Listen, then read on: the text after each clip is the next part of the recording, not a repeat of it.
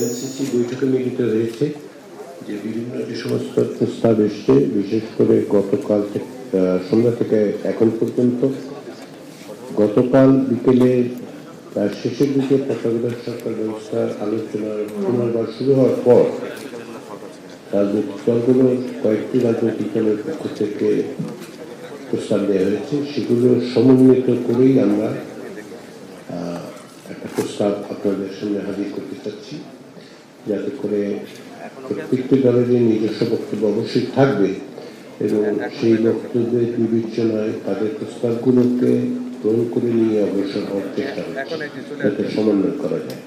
সেই জন্য খানিকটা দেরি হয়েছে, কিন্তু আমরা আশা করছি যে তাতে করে হয়তো পরে আলোচনাটা সহজতর হবে।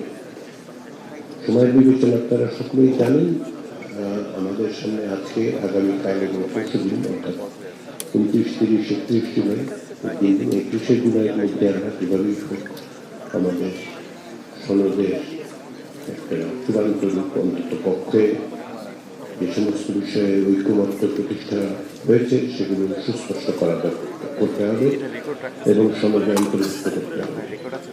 ইতিমধ্যেই যেহেতু প্রাথমিক খসড়া দেওয়া হয়েছে, সেগুলো আমরা মন্তব্যের জন্য অপেক্ষা করছি আগামীকাল পর্যন্ত, এবং আশা করছি বিভিন্ন মন্তব্যকে আমরা সংশ্লিষ্ট করে ওই অংশের বাইরেও প্রাথমিক পর্যায়ে যে সমস্ত ঐক্যমত্য হয়েছে সেগুলো আমরা আশা করছি আজ বা কালের মধ্যে রাজনৈতিক দলগুলোর সাথে আমরা তাদের কাছে পৌঁছে দিতে পারব।